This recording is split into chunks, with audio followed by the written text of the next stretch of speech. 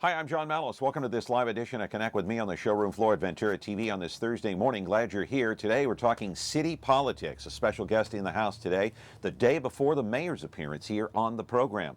We're going to talk about a city parking lot that the city actually purchased. What are they going to do with it? 436-MeTV option 11. We're here to talk about it. Charles Chuck McGill, our sponsor today on the program.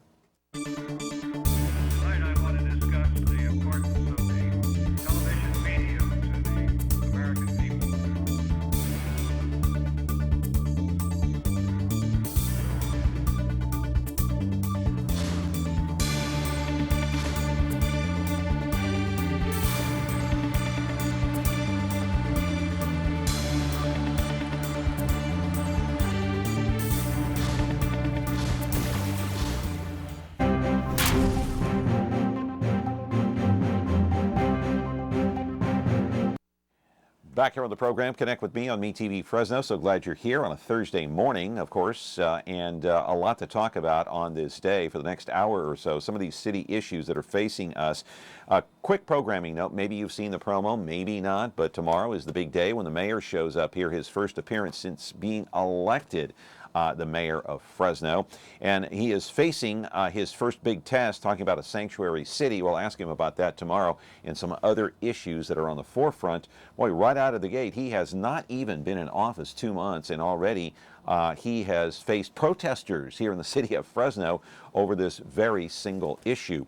Then, on Monday, we have Evan Onstadt from KC24 here to talk politics as well. On Tuesday, Becky Cinema is going to be here to talk about the Oscars. Hey, don't forget, the Oscars are this coming Sunday, and it's a long show. You know, what's longer? Is it the Super Bowl pregame show or the Oscars? I don't know. That's a good question. We'll talk to Becky about that. But this is her Super Bowl this coming Sunday. Well, my friends, as usual, by now you know you're watching us live on Comcast Channel 375. They call it Xfinity Broadcasting now, but if you don't have Comcast cable and you don't want it, you don't want to get it, fine with us, no problemo. 43.6 and 13.1 over-the-air broadcast if you have one of those antennas over there that we sell here at Ventura TV. And like it or not, and if, you know, I mean, we replay this program 2 more times today. 2 o'clock in the afternoon, 13.6 YouTube, 8 o'clock tonight, 4.6 Biz TV. After that, you can watch us on YouTube at a time of your choosing. Well, one of the many, many critical issues facing the city of Fresno right now is what to do about a parking lot that's smack dab in the middle of downtown Fresno. And believe me, they bought it, I think, at a bargain price. Did they? Put up the photo. We'll talk about it. There it is. It's outlined in red, as you can see right there. It's a huge parking lot, right? Parking lot number 2, they call this. I don't know why. It's owned by the old RDA, now the defunct redevelopment agency. Recently sold that property to the city for a mere $420,000, the exact appraisal price. So why is it so valuable, I ask? Why did city officials initially say no, then yes to buying it? They avoided auction. Did they suddenly realize its value and where it's located? Well, slick maneuvering behind the scenes with members of the Oversight Board made it all possible for the purchase. A recap on what happened prior to the sale in this report from our friend David Taub of GVWire.com. What is the future of this parking lot purchased this week by the city of Fresno? The land once belonged to a public board known as a redevelopment agency. But in 2012, Governor Jerry Brown broke them up. Therefore, an oversight board was created to sell off all the property they owned. The city of Fresno had first dibs on the lot, but they declined last year, recommending that it be sold to downtown developer Cliff Italian's company. But the oversight board stalled as to the exact method of sale. Should they make the transaction directly or sell it by auction? Former City Councilman Larry Westerland serves on the oversight board. He also works as an economic development chief for Fresno. He pushed for auction, nixing the City Council's desire. Some City Hall insiders tell GVWire that exposed a fissure, at least on this issue, between Council and then-Mayor Ashley Swearingen. However, an auction never took place. Just a few weeks ago, with City Hall under new management with the election of Mayor Lee Brand, Council changed their mind and decided they wanted the property after all. The city agreed to pay $420,000 to the Oversight Board, or $100,000 less than what Tutilian offered last year. City Manager Bruce Rudd says it was done in the name of revitalization. We envisioned a combination of retail, mixed-use residential, as well as parking structure eventually on this site. Some applauded the move. Wow, what a confusing situation for us as the housing authority, as the adjacent property owner, but it's understandable. It's like a really important piece of property. It's a really important opportunity for the city to do something spectacular. Council meets in closed session this week to plot their next move. Yes. David Taub, GV Wire. Live in our studio now is our friend Doug Vagim, former Fresno County Supervisor and current member of the Oversight Board. Of course, he ran for mayor, too. Don't forget that. He is one of 7 members on that board, and that vote on that day was 6-1. City Council approved it 7-0 across the board. So Doug is here to talk about, a parking lot. $420,000 city purchased it. What are they going to do with it, and why is it so valuable? That's the question I have for parking lot number 2, my friends. I don't know. Is there gold underneath that pavement? Who knows? Anyway, you're welcome to call in at 436-ME-TV, option 11. Interested to see what Doug has to say as to why the city changed its mind. Oh, my. Hey, today's program is sponsored by Charles Chuck McGill. He's an attorney at law, and a good one at that if you need him. He's been practicing law for more than 25 years in Fresno. Have you or a loved one recently been arrested for a serious crime? Is your professional reputation at risk? Aggressive representation from a qualified defense attorney can help you avoid conviction and keep your reputation untarnished. Hi, I'm Charles McGill, and I'll fight for your rights. With extensive experience in successfully defending against a wide range of criminal offenses and high-profile cases, you can rest assured that you'll get the fair trial you deserve from McGill, Guzman McGill. Call us at 559-255-3425 or visit us online at toplawyersfresno.com. The following is another list of things you will not hear on MeTV programs. Man cave, baby bump, whatevs, double half-calf mochaccino, faux hog, redonkulous, totes adorbs, hella, holla, YOLO, cray-cray, and MeTV is still Kardashian-free. This is what you will hear on MeTV programs.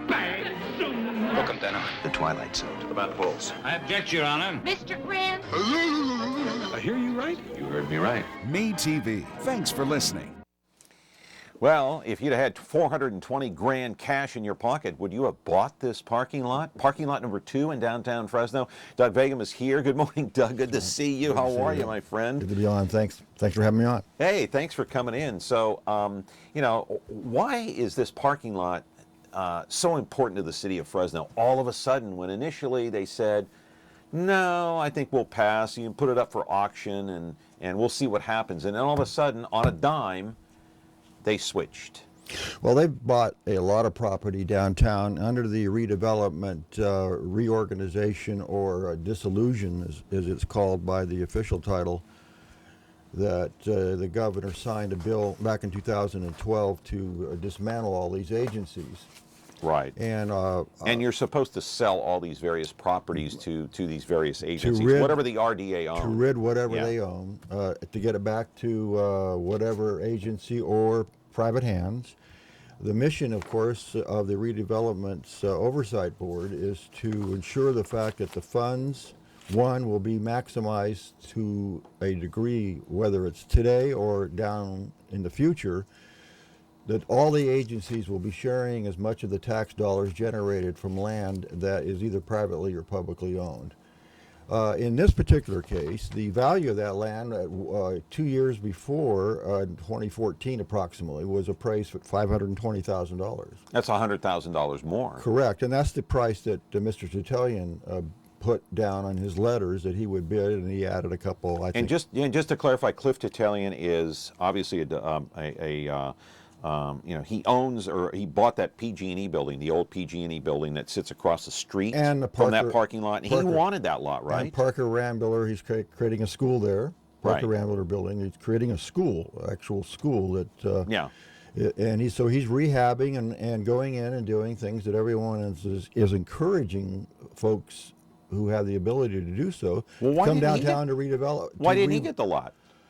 Well, the city has devoted their owned portion of that lot, which is the one we sold, because that lot is made up of a county-owned share and a city-owned share. Oh. Okay, they abut each other and they're used as one lot.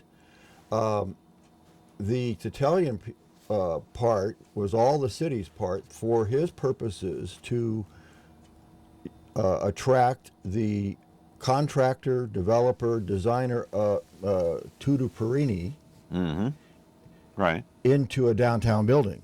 Right. They wanted to go North Fresno.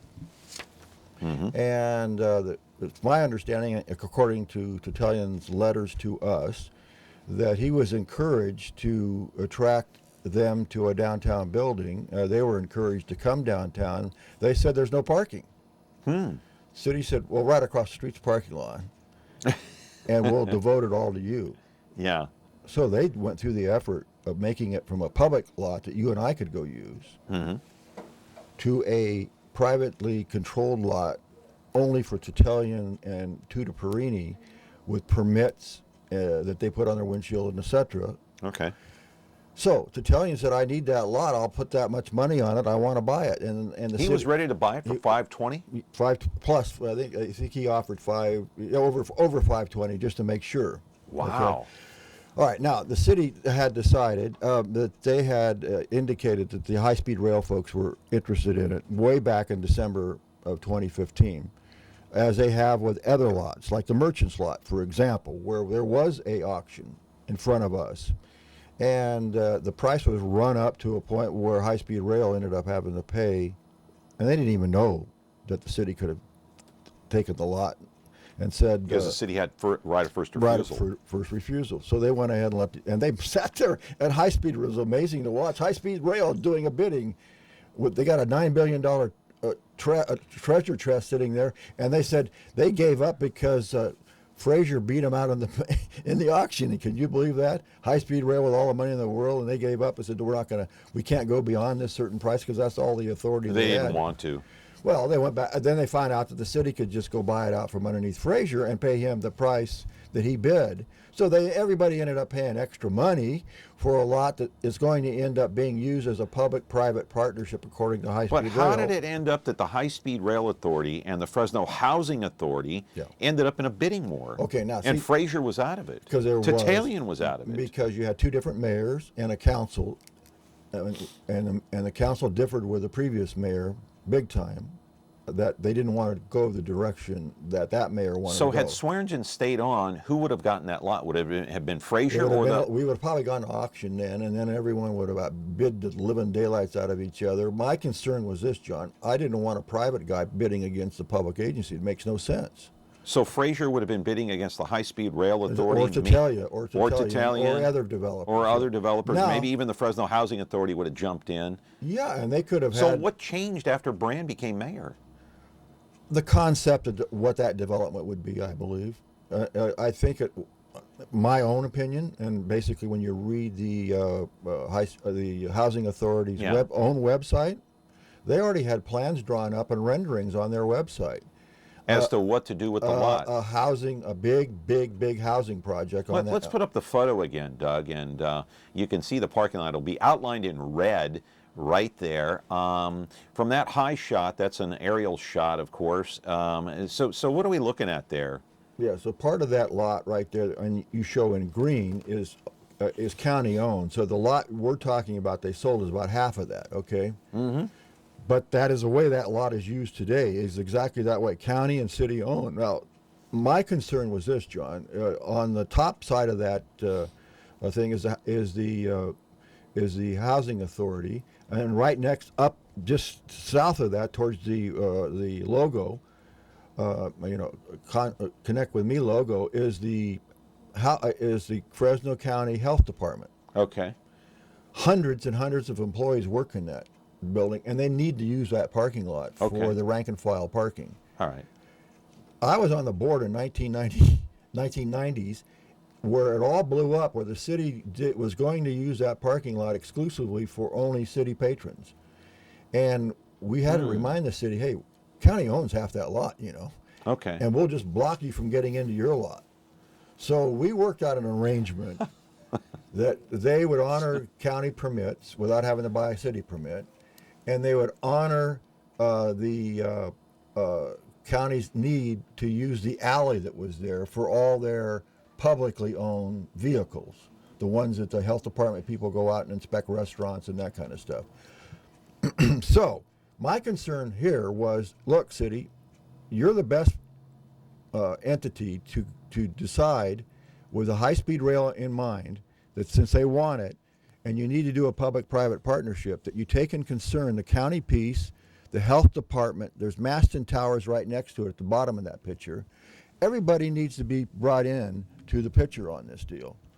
And a holistic approach needs to be done so that, one, you got your new development, two, you're satisfying the needs of health department, you're satisfying the needs of already committed parking to the mast and tower people that have been there 35 years already, and the folks like Mr. Titalian who are committed to have people who would be moving up in Herndon and on the bluffs with their office buildings to be in a downtown building to prop up what downtown everyone has been saying at the city level. They want downtown revitalized, okay? So he stepped up and did it. Now they wanted to pull the rug out from underneath him by saying, we may just sell this to the housing authority. So it and if they do that, he would lose his parking. It ended up, it's kind of convoluted, but in the end, it ended up high-speed rail, Fresno Housing Authority, ended up in an auction. Am I right? They would have ended up in an auction, yes. It didn't go to an auction, but it would have. It would have been a mess. Because the same way because the city came in and said, we have right of first refusal. Well, but we have a new mayor. And Mr. Mr. Brand supported the resolution by the council in December of 2015, and another resolution before that. Council 7-0 voted that they wanted this lot to be devoted to Mr. Titalian's continued use for parking. But the question remains, why did the city want it all of it? What does Brand want to do with it? Now, Mr. Brand, what I understand, and I haven't talked to Mr. Brand, but I do understand there's an new open-mindedness that this parking lot will also be used for parking that Mr. Titalian needs, the other people need, the housing authority perhaps, but the other high-speed rail considerations, because they really are the ones that really wanted this for their consideration. So they can charge money for the use of this? Well, here's what will happen now. When they develop that, then they can go and say, okay, this is for your use, this is for your use, and they will be assessed by our assessor, Mr. Dictos. He will put what they call possessory use tax on that the taxpayer now will be getting a value of the new added value of that lot, which will be much beyond $420,000. What could it be? What could it go up to? Millions. Really? Millions, yes. Because of high-speed rail and the other development. Other development. It could be millions, and the public taxpayer will be getting more money out of it back into the troughs of the various agencies than they would if it was just an So they want to rent that property, basically. Rent, lease it, whatever. Yeah. In a combination of whatever, and how they're and the fact of it is, it's not. They want to put retail and housing around. Yeah, and that is not the job of the board. No, I know, but I just heard Bruce Rudd talk about. Yeah, and that was answers to my questions. And one of the things he committed to that they were going to approach this more holistically than just one entity over another. The housing authority wanted it so bad. And they have designed, and you can go to their website and look at their designs. And basically, I believe the past mayor wanted anchor projects on both ends of the mall with housing projects. We already have a new housing project planned and proposed and actually permitted on the south end by the stadium. You know, the south end project for all the Frazier's project for those units down there adjacent to the stadium. Right next to the stadium. And they're actually going to overlook the left field wall. Right. And suites and all that kind of. She wanted, I believe, a anchor project on the other end of the mall. You're talking about Mayor Ashley Swimmer. Correct. And I believe Mr. Brand has a different opinion. And a different vision for that. Well, he voted. I'm not saying anything that he hasn't already put in a resolution he voted for, which says that he wanted. And he liked what Titalian's commitment and their commitment to Titalians ought to be honored, and that's what the resolution says. And so now we had, so what we did essentially, John, is pushed this off until the new mayor came on, because the city folks were pushing to get this done before Swearingen left, to get it over, and so it would be out of the hands of anybody else except the housing authority. Right. So the Swearingen wanted the housing authority to get it. Essentially, the way I read it, I didn't hear her Right. say that, but But did everything the else has it. oversight board vote to delay the Yes. decision? Yes. And the vote was what? You remember? Yeah, it was basically 3-2. 3-2 to delay until a new mayor came in. Yeah, well, it wasn't with those words, new mayor. We just delayed it because of other ramifications that we needed to take another look. Because we had what you had is a split situation at the city hall. You had a council saying, we want to do it one way, and you had the administration saying, we want to do it another way. They were split. Yeah. They had a big division there. Okay? Well, I didn't think that was a very a positive thing to throw a lot out there and let everyone scramble to it. That wouldn't be good public policy. Now that it's in city hands, they have other developers that came forward who said, wait a minute, what about us? Okay, now everybody has the ability now to go to the city, go to the administration, go to the city council and say, we have an idea too. They own the lot, it's publicly owned, and the city now through their own policies and process can make a decision on how they want to use that lot in conjunction with high-speed rail, who says they need it really bad, and by the way, we're bringing in all this money. Part of that $70 million that they're going to get from taxing air will be utilized. Bottom line is the city's going to make money on that parking lot in the future, based on development in and around that area. Yeah, well, whatever money the city makes on it is only going to be made through tax dollars. It'll be shared by all the taxing agencies, okay? Right. Two, the only other money they'll be making is business license tax that they only get. But the major portion of that will be, of course, the property tax valuation added. Right. Not just the parking lot at 420, the valuation added with all the other things that are going to be put on that lot. But the bottom line is the city will make revenue. Well, yeah, all the taxing agencies will make revenue. Yeah. Yeah. But the city owns it, and they'll make maybe the majority of the revenue, or not? No, they only get 13% of the property tax. Okay. All right. But still, that's something. Yeah, and the county gets 15%, and the schools get about 40%. So yeah, and maybe that's what Brand saw. Maybe his vision. He saw that, and he said, "Look, because he's a numbers guy. Yeah, Brand is a numbers guy. But they're also going to get sales tax if they put retail in there and that type of stuff. And housing and all that. But the housing is another issue. But how much? But that was the housing authority had plans.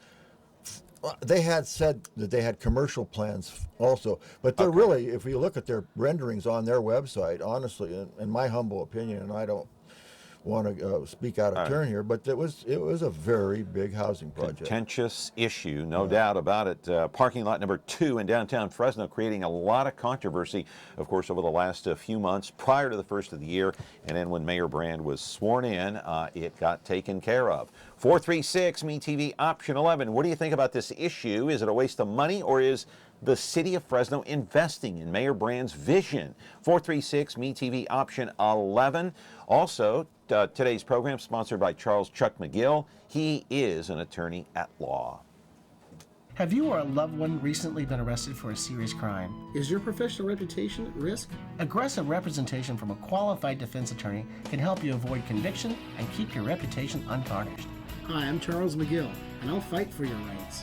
With extensive experience in successfully defending against a wide range of criminal offenses and high-profile cases, you can rest assured that you'll get the fair trial you deserve from McGill, Guzman McGill. Call us at 559-255-3425 or visit us online at toplawyersfresno.com.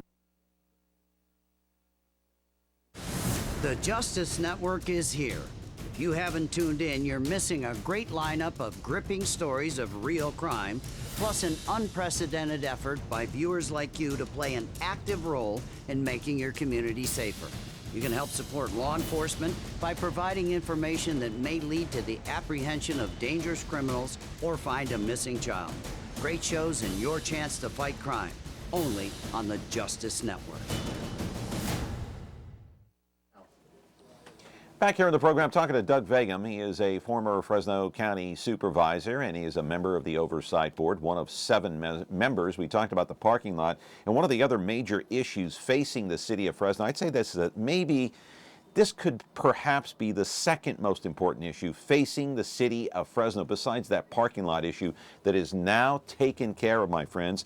And it's what to do with $70 million given to the city of Fresno by way of cap and trade.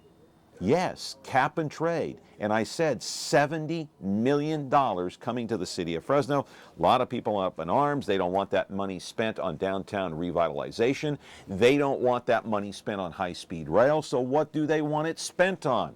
Well, again, here is our friend David Taub from GVWire.com to explain it all.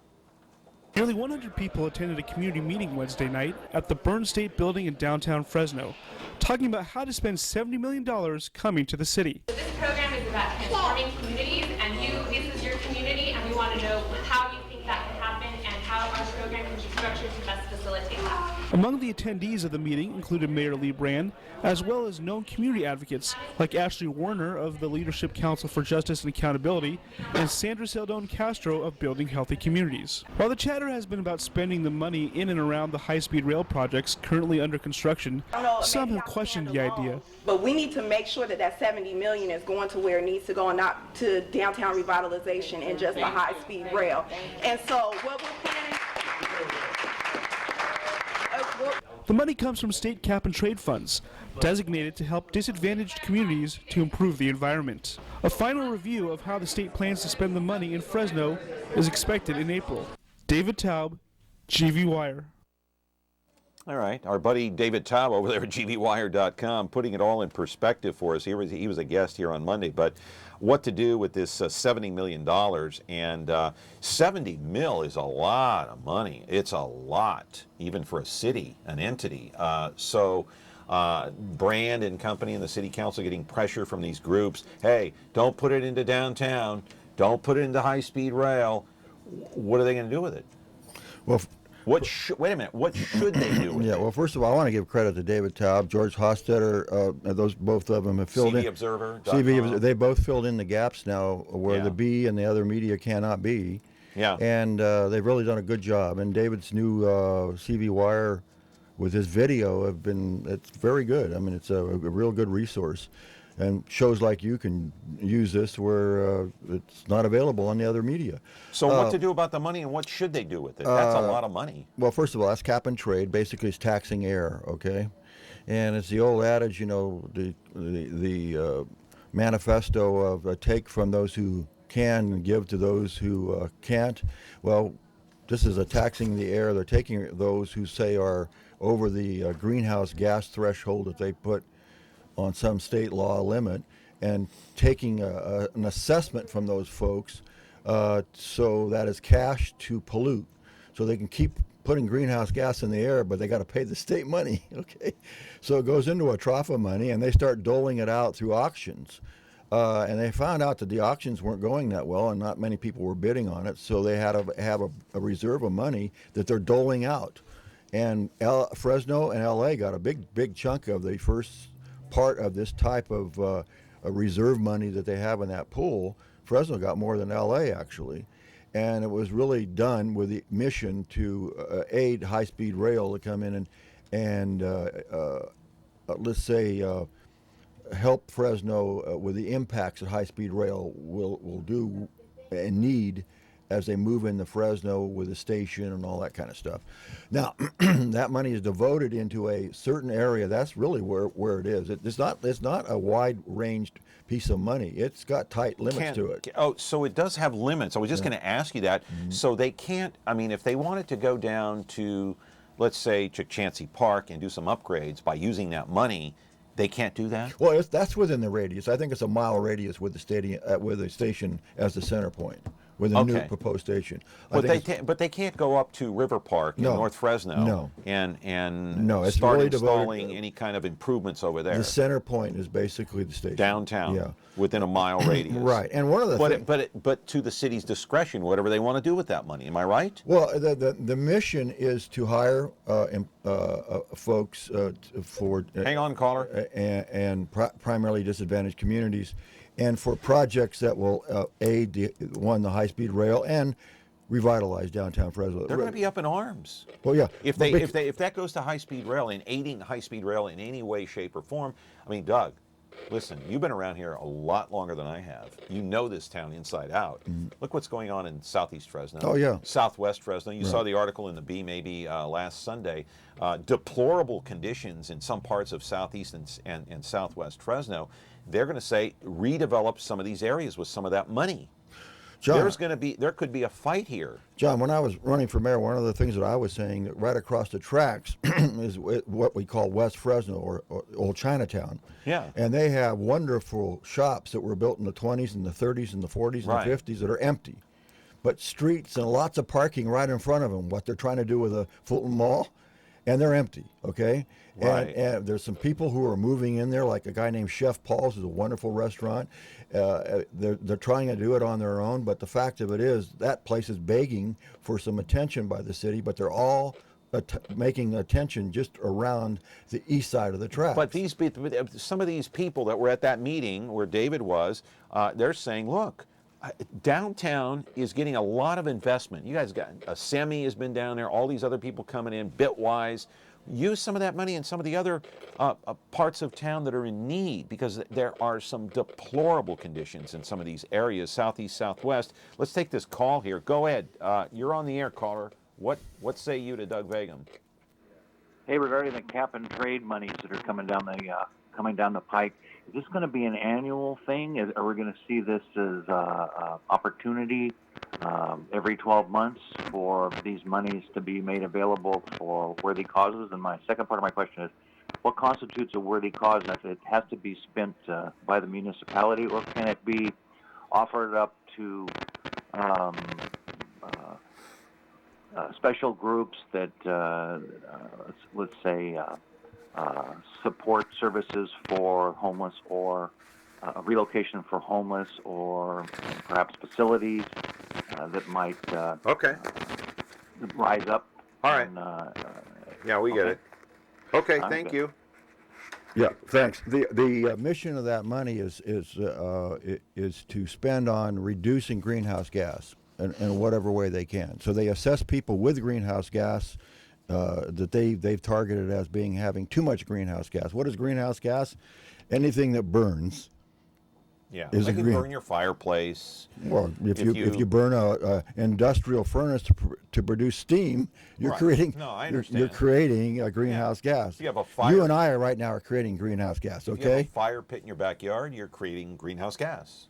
Anything converting from to carbon, from one state to another state, the residue is carbon that goes in the air. So that's what they're going. That's why they call it the carbon tax. Now they have a state agency up there, or a state committee that decides where this money is going to go. Governor is pretty much the strong person on that. But let me ask you real quick before we move on. Well, I here, wanted to 'cause answer his question, though. Okay, go ahead. And that is one.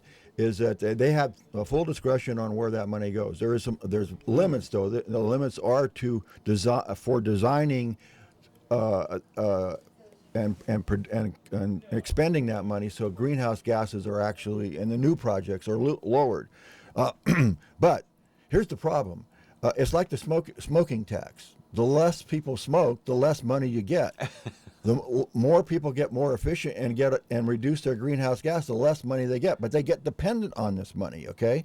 So when they get so dependent on this money, when this money gets so low, but they get dependent on it, they're going to have to raise taxes somewhere else. That's the problem with these types of taxes. That's the problem with getting this money? Yeah, they'll start running out of it because it'll be reduced to a point now after people... So what you're saying is don't depend on this. And they are starting to depend on it. That's the problem. And we're already in a deficit situation. It was reported in the papers not too long ago. The state is running a deficit right now. Yeah. And they're going to be scrambling to try to find money wherever they can get.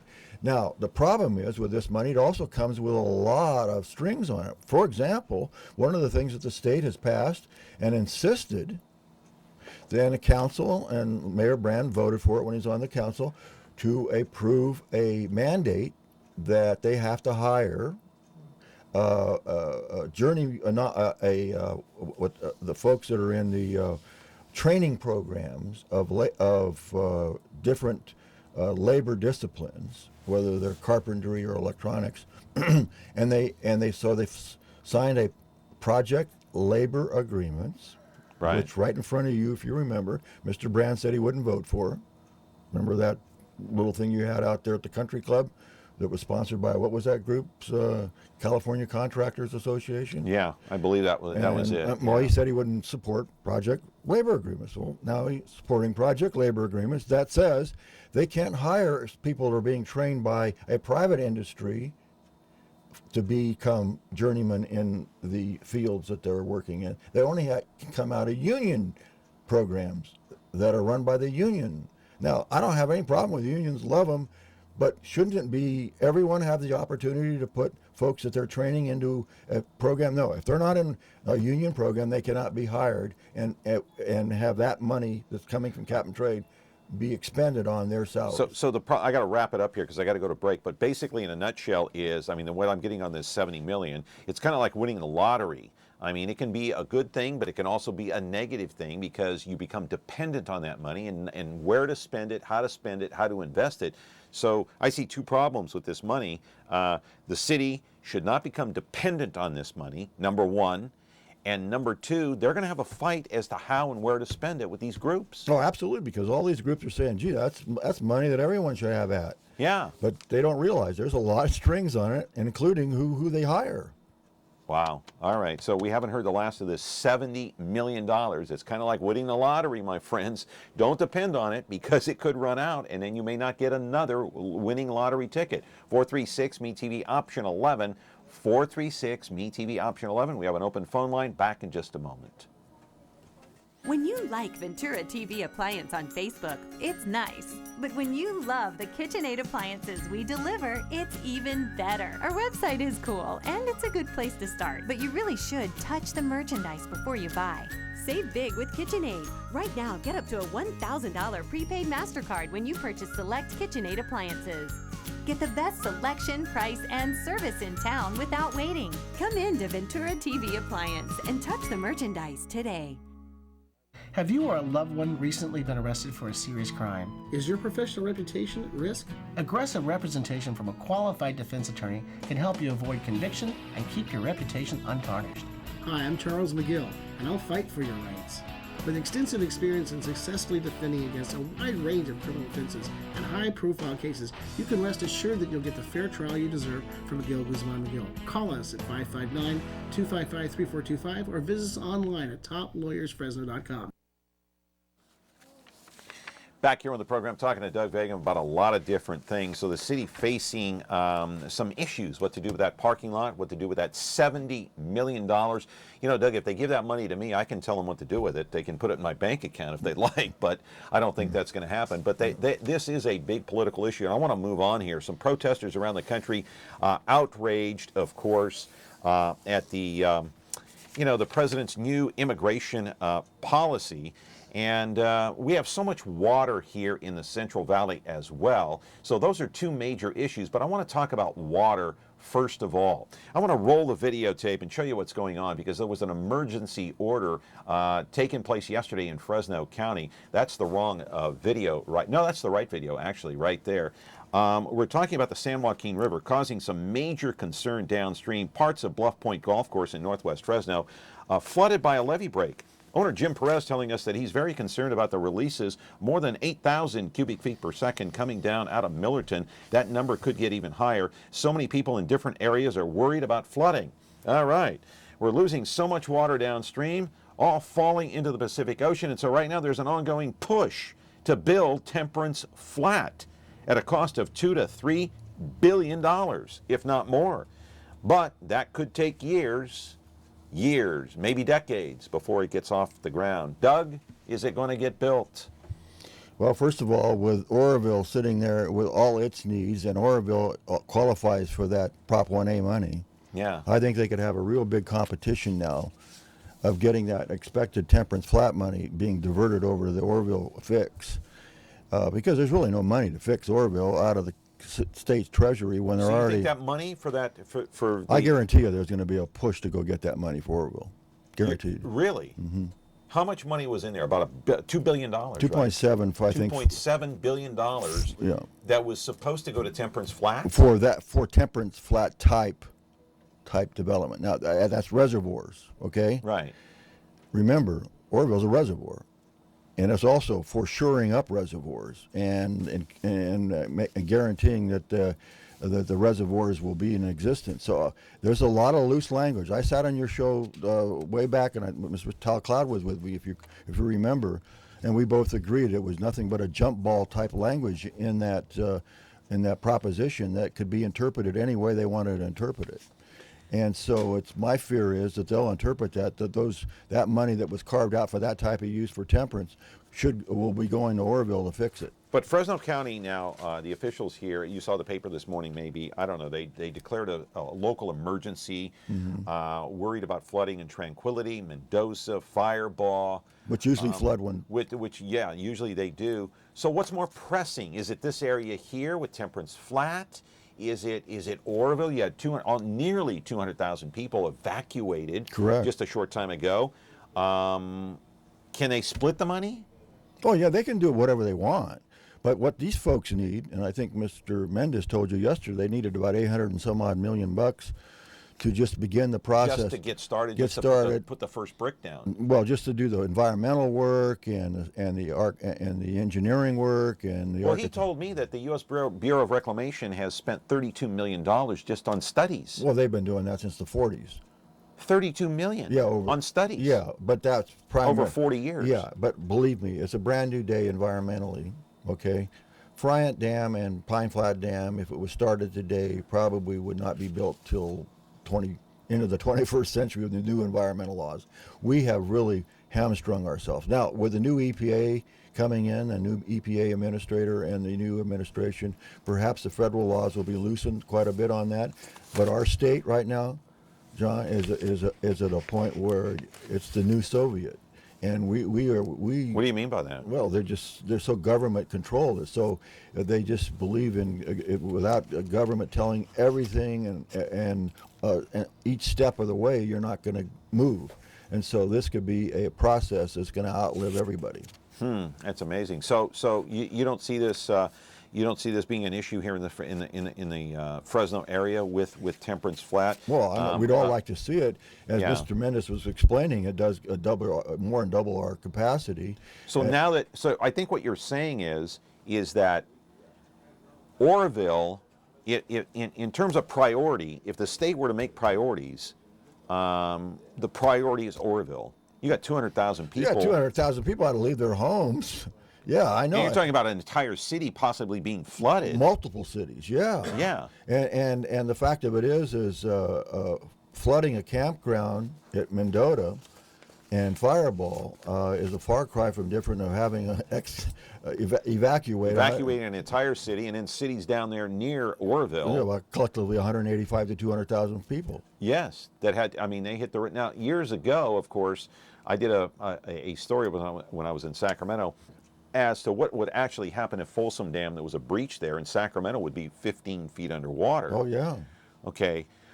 But Oroville is some 90 miles north of Sacramento. Right. So how would that affect the Sacramento Valley in that area, I wonder, if there was a breach there on Oroville? Well, if you had a breach... Hang on, caller. If you had a breach of that dam to any significant amount, like, in other words, the top 30 feet or something like that, believe me, Sacramento would be impacted significantly. That water would come all the way down 70, 80, 90 miles? Water is an incredible force. It weighs, 8 pounds a gallon. Just imagine how much water that is. They were moving 100... That's coming down the mountainside 90 miles into Sacramento? They were moving water at 100,000 second feet. That's 100,000 cubic feet a second, okay? Yeah. That's Hang on, caller. That's 200,000 acre feet a second. That I mean, me, a day. I mean, never moved. Yeah. So there, you're talking about survival as opposed to water storage here. Correct. What's the priority? Human life. Human life. Yeah. So you could see why that money may go to Oroville. Yeah. And rightfully so. Oh yeah, I guarantee you, because that's within the defining loose language of Prop 1A. Yeah. Yes, it is. So would officials here in this area have to go back to the drawing board, put another bond measure up? Well, they may go to the feds and ask, because right now they have a good ear at the feds, and they have folks that are local congressmen are really pushing for it too. So they may make another bond, a targeted amount for federal money. They would need another bond, Doug, I think. Depends on how much the feds want to step up. The other issue. Well, depends on how much they need to spend. They need to spend on Oroville. Well, the other issue is this, John, is the fact is Mr. Mendes is saying that it's a tri-way funding, and one of the ways of the tri-way funding is the users, the consumers, will be paying for that. Okay. Yeah. And the fact of it is, City of Fresno is a consumer, and they just inked a new deal with FID that they are agreed to pick up even extra charges to FID. I mean, we, the ratepayers, are going to be impacted by that. And by the way, in the new contract, City of Fresno gave away their right to vote on a protest for any fees that FID raises. Amazing. Caller, you're on the air. Go ahead. Yes, sir. 2 minutes. First of all, I want to talk about no, you got to make it quick. Fish, make it quick, caller. Fish We're in the short water. on time. And then they were complaining about now we got so much water. We built the Panama Canal. So we got all this water going out of the water that we're getting. Why can't we get a bulldozer and make us our own Panama Canal and save the water and give it to our farmers and stuff? Because first of all, it was fish before. You know what I'm saying? Okay. Well, you had a lot of laws that we didn't have when we built the Panama Canal. And remember, Panama Canal went bust when the French were doing it, and Teddy Roosevelt had to come in and save them with private money, by the way. And the government, U.S. government backed it, but it was all done without any expense of the U.S. government. So the fact of it is we're way far away from being able to do what we used to do in those days. All right, let's take a quick break here. 436-MeTV option 11. We've got an open phone line, but short on time. We're going to switch topics. I mentioned that immigration is a problem. Water is a problem. You got protesters on the streets all over the country, including here in the city of Fresno. 436-MeTV option 11. Take a 30-second or a minute break. Back in a moment. When you're looking for Whirlpool innovation and quality, who has the answers, the selection, the price? Ventura TV Appliance. With billions in nationwide appliance buying power, more than Home Depot and Best Buy combined, we'll help you save. Our low prices on Energy Star qualified Whirlpool appliances save you energy and money, and pay no interest on select models when paid in full within 12 months. Ventura TV Appliance, serving you since 1951. Have you or a loved one recently been arrested for a serious crime? Is your professional reputation at risk? Aggressive representation from a qualified defense attorney can help you avoid conviction and keep your reputation untarnished. Hi, I'm Charles McGill, and I'll fight for your rights. With extensive experience in successfully defending against a wide range of criminal offenses and high-profile cases, you can rest assured that you'll get the fair trial you deserve from McGill, Guzman, McGill. Call us at 559-255-3425 or visit us online at toplawyersfresno.com. All right, as mentioned moments ago, of course, protesters all over the country protesting the president's new immigration policy, including right here in the city of Fresno. The protesters are demanding that Mayor Lee Brand, he label this a sanctuary city. And they also want the federal agents, ICE agents, out of the Fresno County Jail. Here are what some of the protesters had to say earlier this week during one of their protests. It's to get on his case. It's to get on the case of our local officials to uphold the needs and the wants of their constituents here in Fresno. The longer and the more stronger that we do these rallies, these press conferences, people will pay attention to it. And also coming from our local officials with such a rich refugee and immigrant community here in Fresno, the lack of support from our local officials is definitely hurting our families and our youth. So it's not just President Trump. You know, we've been standing on the same corners for decades.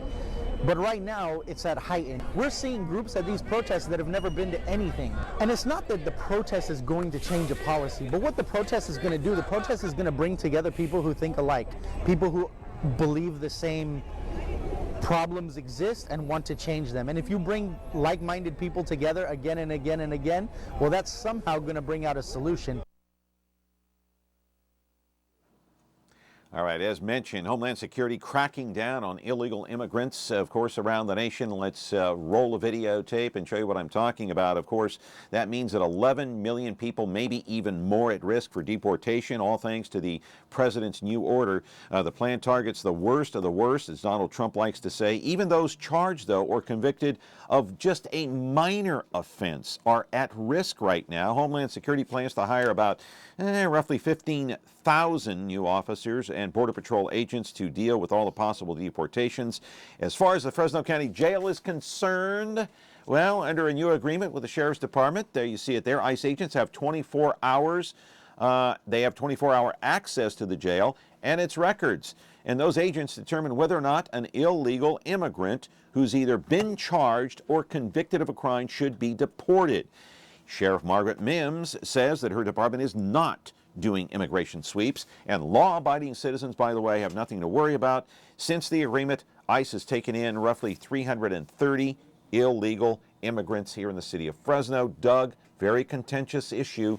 You know, the mayor's going to be here tomorrow. I'm going to ask him about this. He initially said, no, Fresno is not a sanctuary city. And then when he held that news conference with some of the leaders here in the city of Fresno, in your judgment, and I know you saw that news conference, did he soften his position, do you think?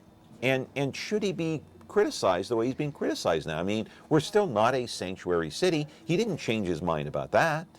No, but I believe he tried to explain the definition of words that basically just put more gas on the fire when he came back. Just trying to explain his position on it? Well, that, you know, words are definition, and any definition, we're not any more different than any other city in the sense that it's how you define something. And look, here's the real issue here is, it comes down to profiling, really what it is. And no one wants to be profiled just because of how they look. And because they are looking one way or another, you're automatically going to get profiled, heightened more so than if you look a different way. And that is the big rub, John. That's the issue. But why is he being criticized? Because he said in the beginning, no, Fresno is not a sanctuary city. We're not like San Francisco.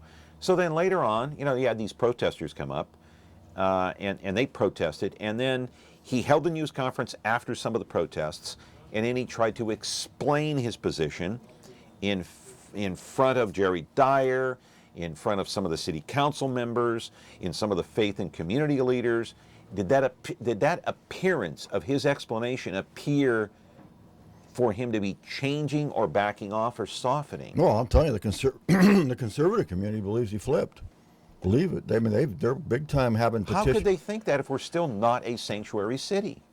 Because they defined his explanation as really in a roundabout way saying he is a sanctuary city. That's how they're picking it up, honestly. But nothing has changed. No, since December, nothing has changed. In politics, the snippet of words, the bait of definitions and explanations are often the worst enemy of just saying, being clear. But don't actions mean more than words? Well, the fact of it is no one knows what the actions are. That's really what the truth is. Really, they don't know what the actions are. Well, they're not rounding people up. No, and no city. ICE is, you know, they have 24-hour access to the jail, but they're not going house to house and doing sweeps. No. And he clearly said that we're not a sanctuary city. But on the other hand, I'm not ordering Jerry Dyer to do a sweep. No, but the sanctuary cities are not doing any different, except maybe they are saying that we're not going to ask anything whatsoever, whether or not you have a driver's license on you, or whether or not you have a profile that it could look like you just came from and you're not here legally. You have no proof of who you are, where you came from, because you can't even answer a question. But Fresno's only targeting those that have committed crimes, it seems like to me. Well, the jail is the perfect place to do what Sheriff Mims is doing, but unfortunately, she's one of the few sheriffs in the state that's doing it. Well, Fresno's like one of only 2 counties or something like that in California. That's really doing it. But again, you have the issue of the question of profiling, and that is the big rub here. No one wants to be profiled just because they look a certain way. And so a play on words is getting him in trouble. That's right. Exactly right. Yeah. Is it fair? No, I think he got pressure from a community he didn't want to non-acknowledge. He acknowledged the fact that he had to have a better definition, and that's what he was trying to do. But he did say, and it sounds like I'm a Lee Brand defender right now, but I'm just trying to take the opposite side. Yeah. But I'm just saying that he did, and he came on this program many times, and he said that he will try to reach out to everybody in the community. Yeah, and I think his definition... Is that what he was doing? But his definition didn't satisfy the community he was trying to speak to. Which was what? The group you just showed on the video. Oh, okay. All right. But it made the conservative group, who said they've spent a lot of time getting him in office, mad, to the point where they're on street corners getting petitions try to send to his office and say, look, you have all these people that are supporting you, that did support you, to say you're wrong. So it's a tough spot for him to be in. It's a very I don't think he expected this right out of the gate. Yeah, did he? It's a tough issue. And because the new administration has pushed it and highlighted it is why it's an issue. Hey, we've got a couple of minutes left. Let's put up the Darling plant. 2 photos, Darling plant 1, Darling plant 2. You can explain it. Darling International Rendering Plant, Belgravia and Delno Avenues in West Fresno, among the number of industrial plants that have drawn complaints from nearby neighbors. Why, Doug? Well, because their business, which is a crucial business for... It's a stinky business. Well, they dispose of carcasses of cattle and other things, but they put it to beneficial use. A lot of their byproducts go into products that are used in other places that we don't even know about, but they take advantage of stuff that would be thrown in a garbage... And it smells. ...landfill. But in the process, it smells. Oh. And sometimes it's hard to control. And the neighbors, it's grown out to the area of Church and Fruit approximately. And a lot of residential. They have grown there, and they're complaining. Now they want to move to the sewer plant. They don't. The city wants them to, and the city is spending the money to do the environmental work, the land use work, and everything else. What's that map we're looking at right there? But right now you're looking at the edge of the sewer plant, which is Cornelia and Jensen. Okay. And just east of that plant is all county farmhouses. So they want to move it from there. So this farmhouses will now get the benefit of the odors that may be coming off of that plant, not the folks that are around Church and Fruit Avenue. Look, they have a real issue and problem. One of the places maybe they ought to get together with the county and move them to American Avenue. That's way out there on Madera Avenue, in the middle of nowhere. And maybe that'll be a better place. I don't know. It's a tough situation. But I think the county folks need to tell their folks who live across the street, who have no say in this, you got a new neighbor. Yeah. And I don't know if that's being done. Yeah. Doug. Thank you. Great show. Thank good to be you. Here. Always good to be here, John. All right. Thank you for your time. You and we'll bet. see you next month. Okay. I hope. Yeah, anytime. Thank you. All right. Doug Vagim, the one and only, ran for mayor, former Fresno County Supervisor, and also a member of the Oversight Board. Tomorrow, Mayor Lee Brand is going to be here. First appearance since he was elected into office. And we'll ask him about that sanctuary city issue. See you tomorrow. Have a good day.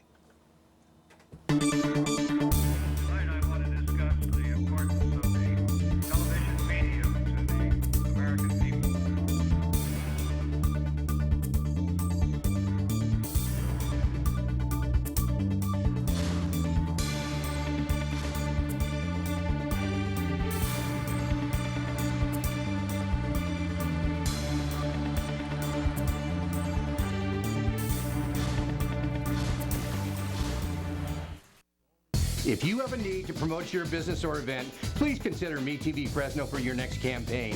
MeTV reaches over 100,000 of your potential customers in the Fresno area every single week. Plus, you can rest assured that your commercial is running in the greatest family-friendly programs of all time. MeTV Fresno delivers a strong, loyal audience ready to buy, and your campaign will cost a fraction of what you're paying for your advertising now. Call me today to find out how affordable MeTV is at 905-1925.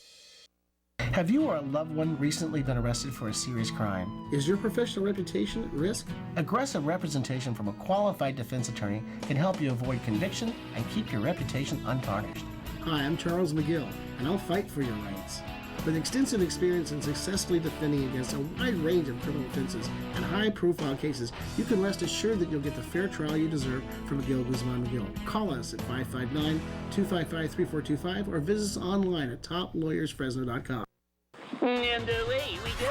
Here's the place that makes you smile. Stick around and stay a while. We're the home of great TV that's memorable. That's me. Follow me, sir. Call them classics, call them the best. Call them favorites, be our guest.